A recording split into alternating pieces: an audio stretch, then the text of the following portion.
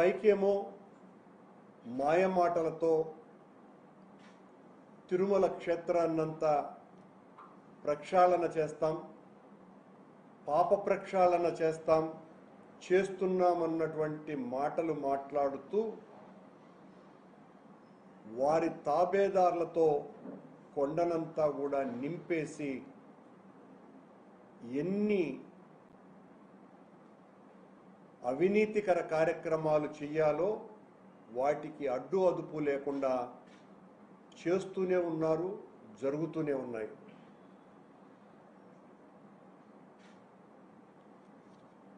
రెండు 2008 సంవత్సరం నేను పాలక మండలి అధ్యక్షునిగా ఉన్నప్పుడు ఆనాడు మంగళంపల్లి బాలమురళీకృష్ణ గారిని ఆస్థాన విద్వాంసునిగా టీటీడీకి నియమించినప్పుడు ఆయన గౌరవ సూచకంగా తిరుమల ఆలయం ముంగిట ఆయన గాత్ర మాధుర్యాన్ని వినిపించేటట్టుగా అక్కడ ఒక వేదికను ఏర్పాటు చేసి ఆయన చేత కార్యక్రమాన్ని నిర్వహించినాం. ఆ సమయంలో పుట్టినటువంటి ఆలోచన రాజశేఖర్ రెడ్డి గారు చాలా మంచి కార్యక్రమం, ఇది శాశ్వతంగా ఉండేటట్టుగా చెయ్యండి అని ఆయన చెప్పిన సూచనతో నాద నీరాజనం అనేటువంటి ఆ వేదిక మహామణిమంటపాన్ని కట్టాలనుకున్నటువంటి ప్రదేశంలో నాద నీరాజన ప్రాంగణం వెలసింది. రాజశేఖర రెడ్డి గారు పోయిన తర్వాత దాని ప్రారంభోత్సవం జరిగింది. అనేక సాంస్కృతిక ఆధ్యాత్మిక వైభవాన్ని విశ్వవ్యాప్తం చేసే విధంగా కార్యక్రమాలు అక్కడ జరిగినాయి. స్వామివారి ప్రాభవాన్ని, అన్నమయ్య సంగీత మాధుర్యాన్ని ఓలలాడించటానికి ఒకవైపున నృత్యము, మరోవైపున గాత్రము, మరోవైపున అనేక కళారూపాలలో ఆ పద విన్యాసుని యొక్క సంగీతాన్ని, అలాగే అనేక విధాలుగా ఆధ్యాత్మిక సౌరభాన్ని చూపించే, తలపించే, ఆస్వాదించేటువంటి కార్యక్రమాలు ఎన్నో చేసినటువంటి నాద నీరాజన ప్రాంగణం కూటమి అధికారంలోకి వచ్చిన తరువాత అవినీతితో కుళ్ళిపోయింది. నిన్న సాక్షాత్తు తెలుగుదేశం పార్టీని, కూటమిని భుజాల మీద ఎత్తుకొని మోసేటువంటి ఈనాడు పత్రికలోనే నాద నీరాజనంలో పనిచేసేటువంటి ఆ అధికారి మీద నెట్టేసి ఈనాడు పత్రిక అక్కడ జరుగుతున్నటువంటి అవినీతిని గురించి రాయటం జరిగింది. భాస్కర్ అనేటువంటి అనర్హత కలిగినటువంటి అధికారిని కూటమి వచ్చినాక అక్కడ నియమించినారు. ఆయన గారి విచ్చలవిడితనానికి ఆదరువు బిఆర్ నాయుడు గారు, ముఖ్యమంత్రి గారు, ఇతర పెద్దల అండదండలతో పేట్రేగిపోయినటువంటి వ్యవస్థగా మారి నాద నీరాజనంలో ఒక్క అవకాశం వస్తేనే జీవితకాలం అదృష్టం అని భావించేటువంటి ఆ కళాకారులకు సహజంగానే టీటీడీ వాళ్లకు రాను పోను ఖర్చులు, అక్కడ కొండ మీద గెస్ట్ హౌసులు, దర్శన ఏర్పాట్లు, అదనంగా వాళ్లకు పారితోషికం కూడా ఇచ్చేటువంటి ఆనవాయితీ ఉన్నది.